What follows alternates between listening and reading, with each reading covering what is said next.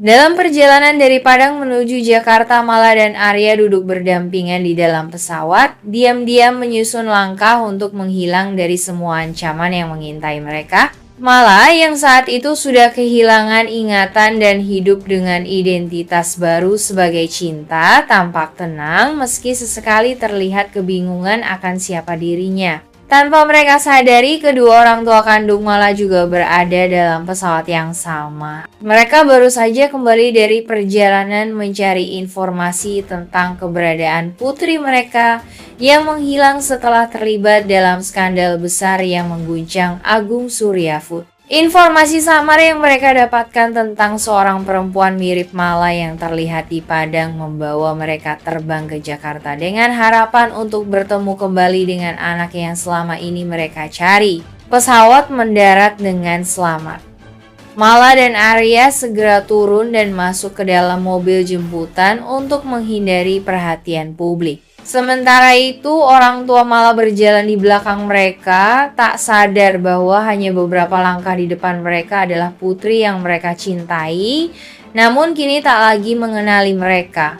Beberapa hari kemudian, sebuah potongan berita di televisi menayangkan penangkapan Arya yang dituduh menyembunyikan seorang perempuan muda yang tidak diketahui identitasnya. Kamera sempat menyorot wajah Cinta. Sang ibu Mala yang sedang duduk di ruang keluarga langsung berdiri terpaku. Ia menatap layar dengan mata berkaca-kaca dan berkata lirih, "Itu Mala." Ayah Mala pun segera mengambil foto lama anak mereka dan membandingkannya dengan rekaman itu. Walau Cinta kini terlihat berbeda, lebih sederhana, lebih tenang naluri orang tua tak bisa dibohongi. Mereka yakin perempuan itu adalah anak mereka yang selama ini menghilang. Sejak saat itu, orang tua Mala berusaha mencari Arya dan Cinta.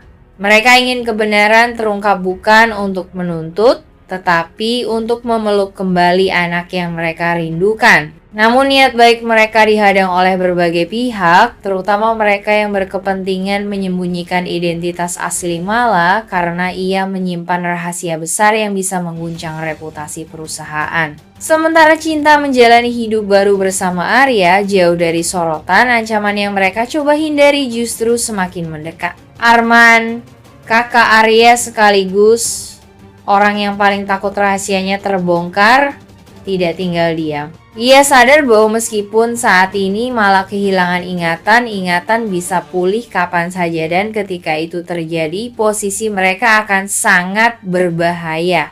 Arman pun memerintahkan anak buah kepercayaannya untuk terus melacak keberadaan Mala. Ia memberi perintah tegas, temukan dia sebelum semuanya terlambat.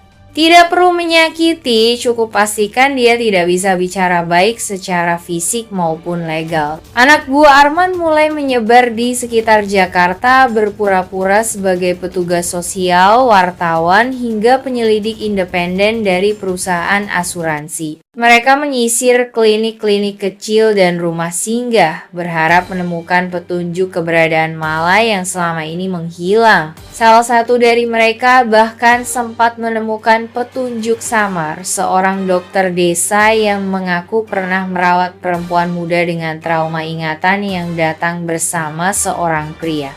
Namun sebelum informasi itu bocor lebih jauh, Arya sudah memindahkan Mala ke tempat yang lebih aman.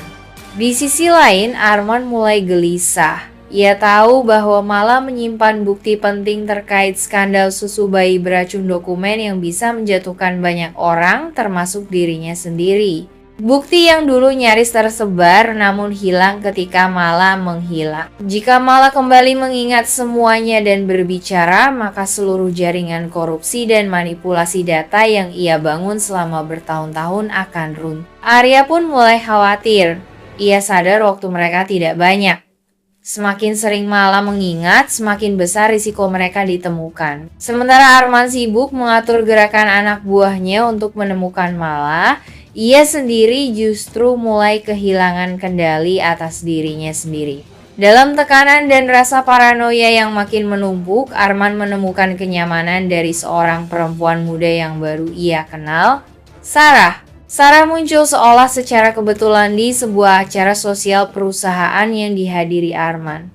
Ia cerdas, anggun, penuh perhatian, dan tahu betul bagaimana menyentuh sisi rapuh Arman yang haus akan pengakuan. Dalam waktu singkat, Sarah menjadi sosok yang selalu ada untuk Arman, menenangkan saat ia stres, memberi saran bisnis, bahkan mendekat ke keluarganya. Arman mulai mempercayainya. Terlalu cepat, namun bagi mereka yang jeli, kehadiran Sarah menimbulkan tanda tanya. Siapa sebenarnya Sarah?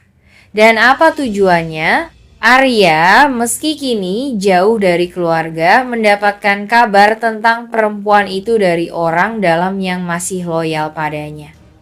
Sarah bukan sekadar sosialita biasa. Ia datang dengan latar belakang yang nyaris tidak terlacak, tanpa keluarga jelas, tanpa rekam jejak bisnis yang pasti.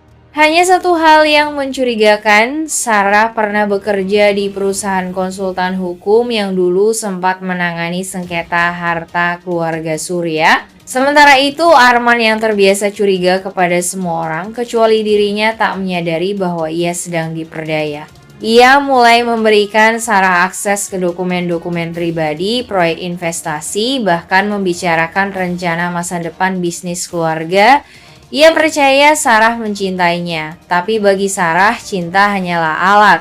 Kehadiran Sarah menambah lapisan konflik baru dalam Bukan Karena Tak Cinta, menggambarkan bagaimana kekuasaan bisa membutakan dan bagaimana musuh bisa datang bukan dari luar tetapi dari orang yang paling kita percaya.